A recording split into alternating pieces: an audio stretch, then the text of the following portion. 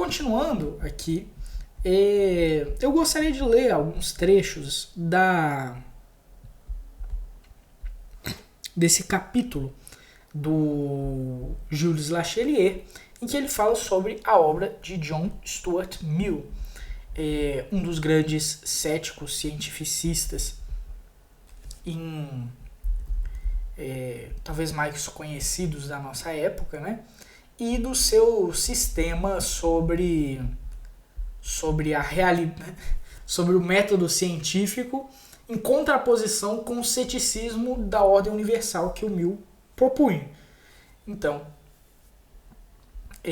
vamos ver se eu consigo achar aqui.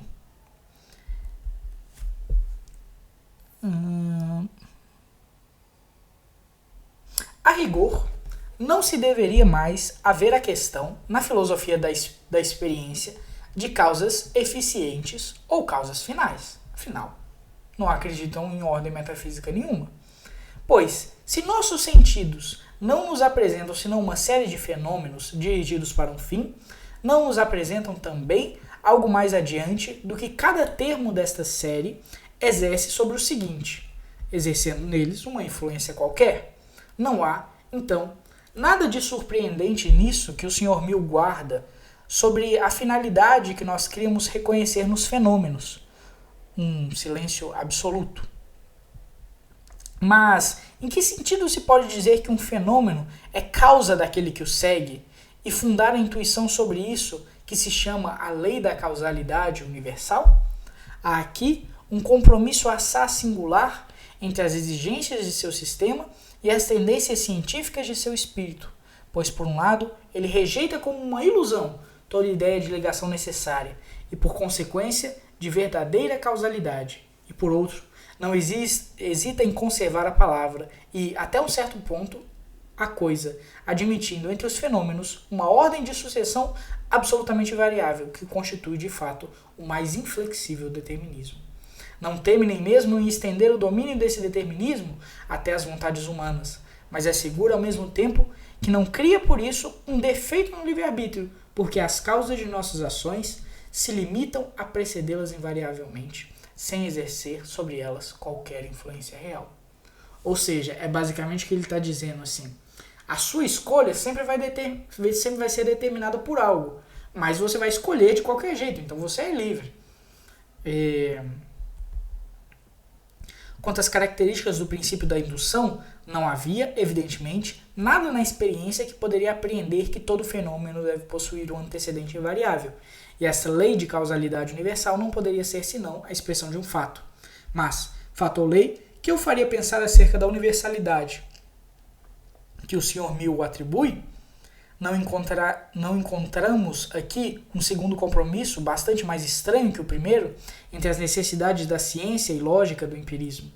A lei da causalidade é válida, não somente para nosso sistema planetário, mas para o grupo de estrelas que nosso Sol faz parte. Ela ainda estará em vigor não somente em 100 mil anos, mas, segundo tudo aparenta, em 100 milhões de anos. Mas, para além desses limites, ela poderia muito bem possuir a forma das leis particulares que ela serve de base, que os fenômenos se sucedam, como diz expressamente o Sr. Mill, ao acaso. Uma ordem de sucessão contingente e limitada aos fenômenos sobre os quais nosso espírito pode razoavelmente se exercer, aí, em definitivo. Tudo isso que reafirma o princípio que nos resta examinar a demonstração. Bom, aí ele vai fazer a demonstração do Stuart Mill da seguinte forma. Nós só conhecemos imediatamente os fatos, e o único meio que nós temos de libertar destes fatos as verdades gerais que podem conter é a indução. Uma indução científica consiste em erigir em lei um só fato bem constatado, que supõe evidentemente que todo fato é a expressão de uma lei. A outra é a indução vulgar, que procede por simples enumeração de exemplos, que não supõe nada diante dela e que, por consequência, pode bem servir de fundamento ao princípio que serve, por sua vez, para justificar a primeira. É verdade que esta última forma de indução foi abandonada, depois de Bacon, como um processo sem valor, e é certo que ela não merece nenhuma confiança enquanto se baseia em leis particulares da natureza, porque aqui a enumeração não é jamais completa, e que sem exemplos conformes não excluem a possibilidade de ser exemplos contrários, mas ela não funciona do mesmo modo quando se baseia na lei da causalidade universal. Como não há um só caso em que ela não seja aplicável, não há um só fato, depois que os homens observam a natureza, que não foi chamado a confirmar ou a desmentir.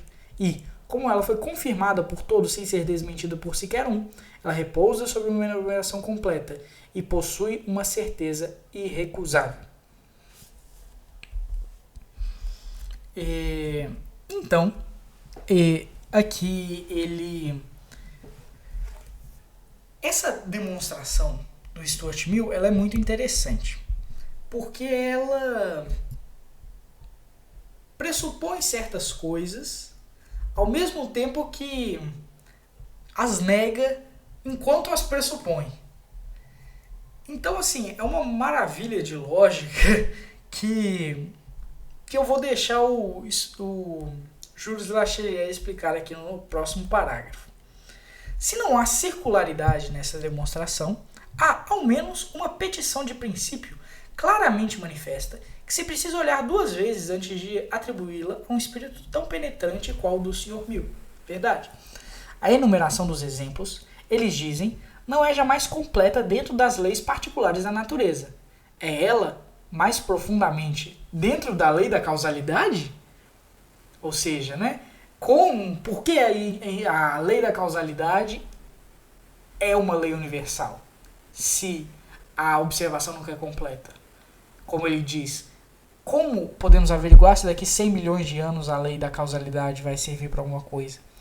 Se pode assumir, de início, que esta lei não seja jamais esquecida, mesmo nos limites já tão estreitos da experiência humana. Os homens não criam, por muito tempo, segundo o próprio Sr. Mill, num tipo de reino parcial e descontínuo do acaso, mas, em todos os casos, a enumeração que se dá no presente momento não pode possuir senão a que já tenha passado. Ora, é sobretudo sobre saber se a lei da causalidade é válida para o futuro, porque esta lei deve servir de fundamento à indução, e que a indução consiste praticamente numa conclusão do passado no futuro. Assim, é uma questão tão óbvia que eu sinceramente não sei como que o Stuart Mill ele consegue chegar nesse certo princípio. Ele, por um lado, ele vai colocar essa lei da causalidade como uma espécie de experiência quase supramaterial. E, portanto, essa experiência ela seria um fato e não uma lei. Ora, mas aí a gente já entra na experiência do ser. Porque é verdade o que o Stuart Mill fala, que essa experiência ela é uma experiência que é superior, ou melhor, é anterior à experiência material. Mas é justamente isso. Ela não é uma experiência material. E o Stuart Mill, com a dificuldade de expressão dos materialistas, tenta colocar essa lei da causalidade universal como uma espécie de martelação na cabeça dos indivíduos.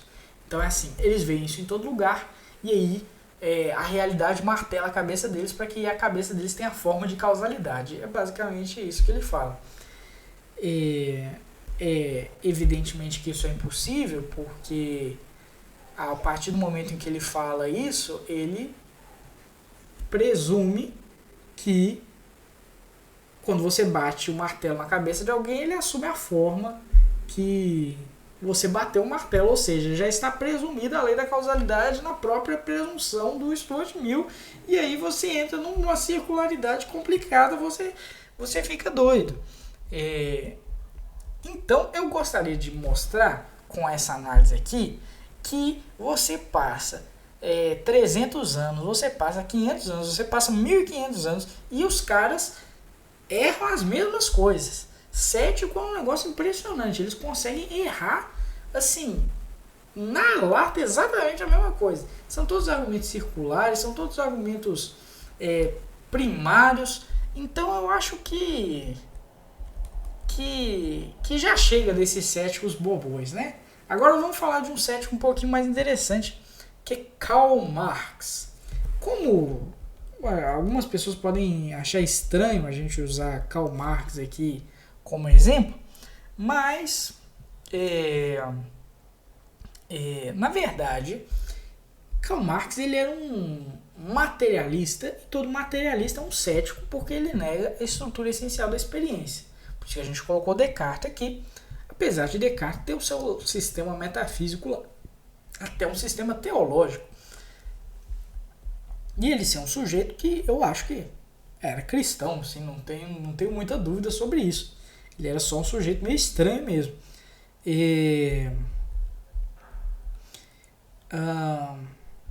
Leiamos então aqui essa parte, né, de Karl Marx, em que ele fala sobre a formação da inteligência humana por um ponto de vista naturalista, né, materialista.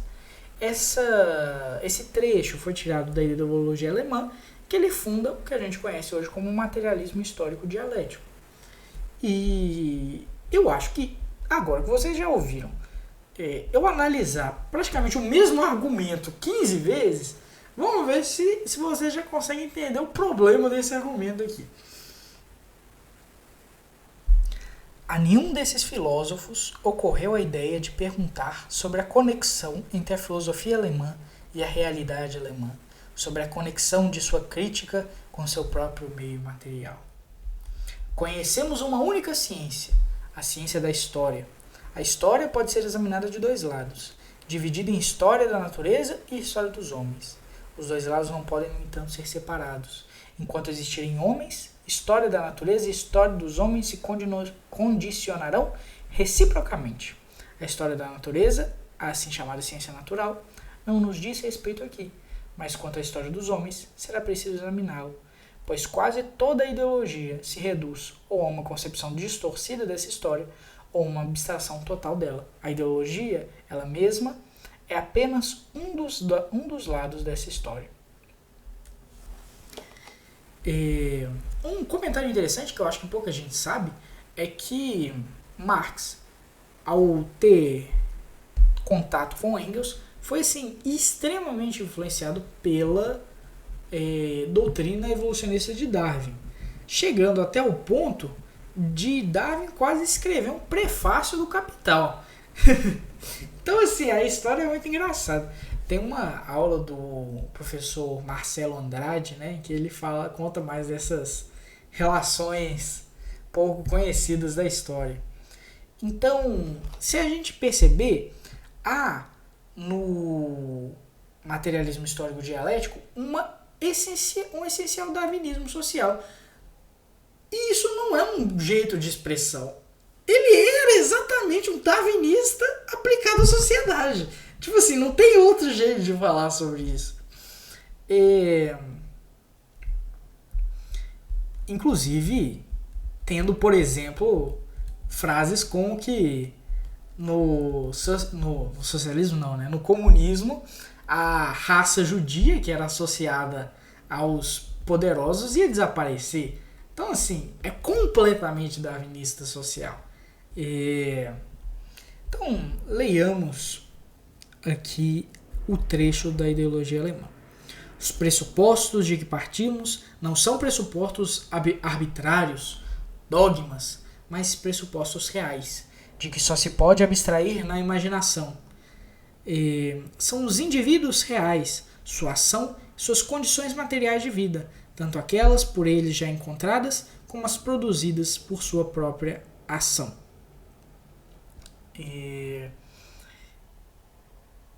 Bom, eu gostaria de fazer um comentário aqui já no início, que o termo imaginação é extremamente inoportuno para Karl Marx, porque como ele está falando de ideologias, é impossível que essas ideologias E o que ele chama de ideologia, ele chama até o cristianismo de ideologia. Então eu só preciso entender. Assim, Hegel é ideologia, idealismo, Kant é ideologia. Pô, eu não concordo tanto com Kant e com Hegel, mas também não é assim não, né? Então, assim, quando ele coloca a palavra imaginação, surge um problemaço aqui. Porque ele está falando que essas ideias, né, principalmente as ideias da cultura alemã da época, que são bem pouco imaginativas. Você imaginar as categorias da razão pura de Kant é uma coisa meio difícil, você não tem recurso imagético para isso. Ou seja, não se trataria de uma fuga pela imaginação, mas uma fuga pela abstração. E isso daí pode parecer uma coisa boba, mas olha que interessante. A fuga de Marx, ou melhor, dos marxistas, geralmente é sempre pela imaginação e não pela abstração.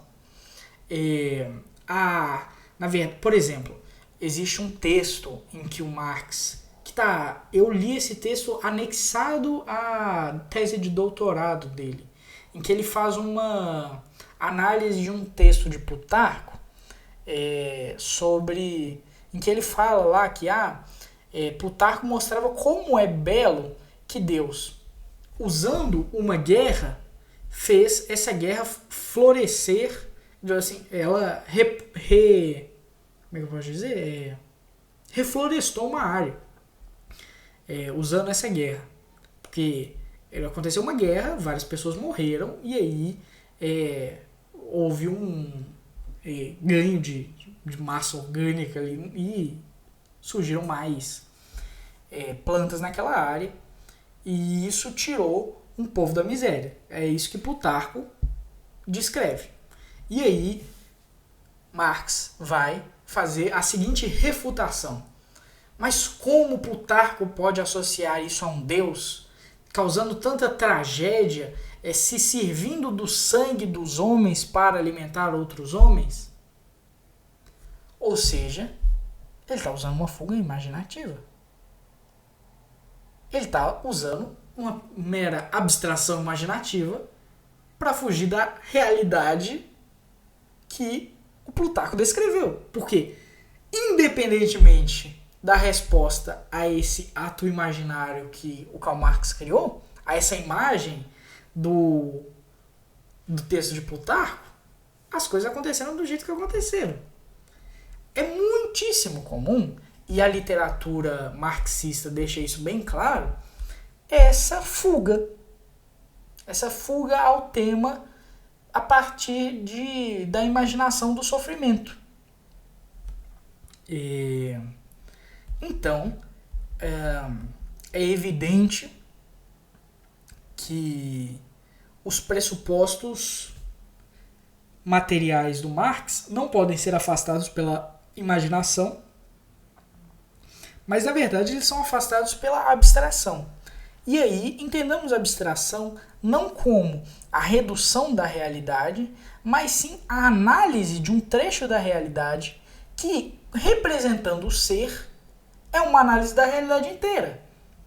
A natureza da abstração, como dizia, como denotava o Lavelle, ele nunca chegou a dizer isso explicitamente, mas na presença do ser ele traz uma coisa muito interessante, que ele diz o seguinte: é somente na abstração de certas realidades em que nós podemos tomar posse plena do ser. Porque se a gente tenta tomar posse plena do ser através de uma visão não abstrata, ou seja, uma visão inclusivista, em que a nossa razão não funciona, o ser não se manifesta, e só se manifesta um borrão. É como se a gente tivesse muitos graus de óculos e tirasse os óculos para ver. Na verdade, é exatamente isso que o olho faz. O olho abstrai a luz. Porque o que acontece com as pessoas que têm problema de retina é justamente isso. Vem uma quantidade de luz que o olho não consegue lidar da maneira adequada, não consegue abstrair e vira um borrão. É exatamente isso que acontece com o intelecto quando ele não se utiliza da abstração. É claro que um marxista não vai entender como a abstração chega ao ser, simplesmente porque ele não sabe o que é o ser. A todos os marxistas eu recomendo só continuar o curso, que vocês vão descobrir o que é o ser. Não vai ter muito problema nessa parte, não. A introdução da terceira aula sobre simbólica, a gente fala sobre isso, né? Que o ser, ele se manifesta de formas abstratas, mas se manifesta plenamente nessas formas abstratas.